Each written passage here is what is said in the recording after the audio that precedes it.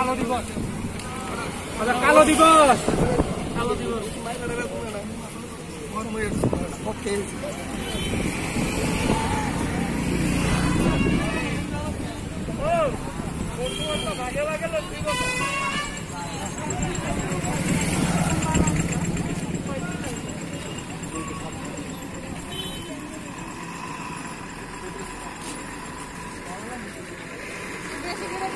এটা উল্টা থাকলে তারপরে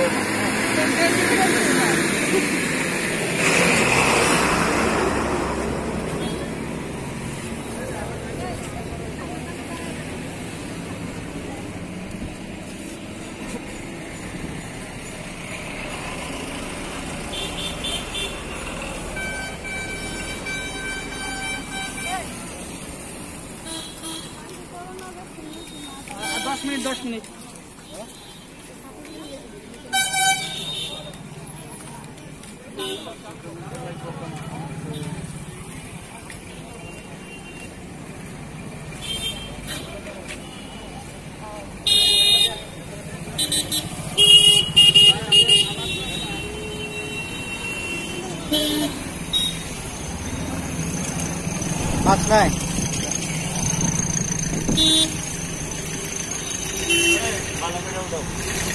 एकदम क्लियर बोले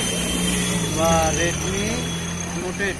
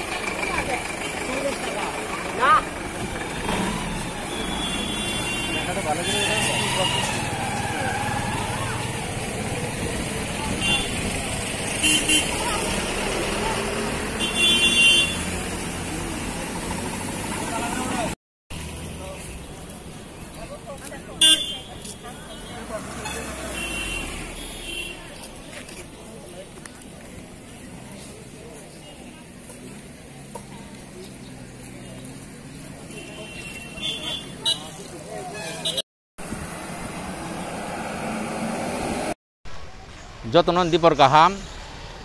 সবাইকে নমস্কার তাই যতন খুলুমকা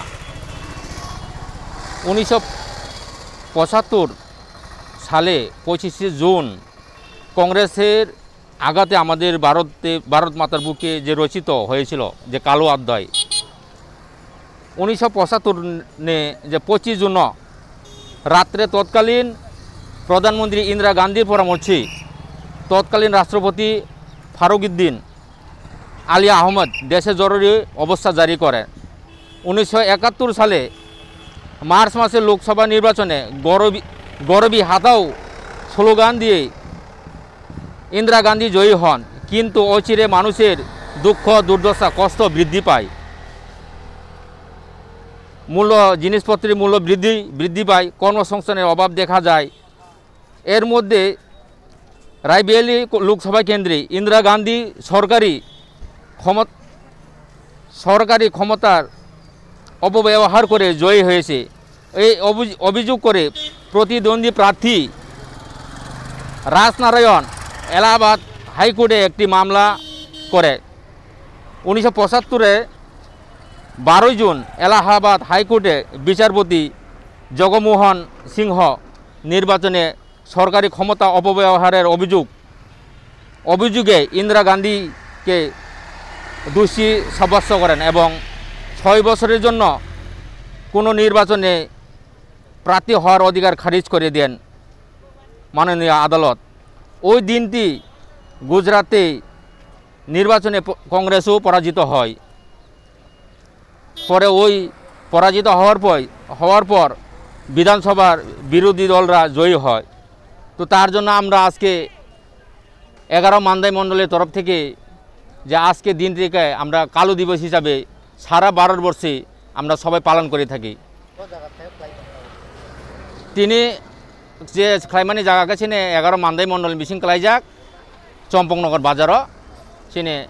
ভারতীয় জনতা পার্টিনি যে অফিস বিস্কাঙ্গ সবাইকে নমস্কার ধন্যবাদ যত হাইনা হাই খুলুমকা।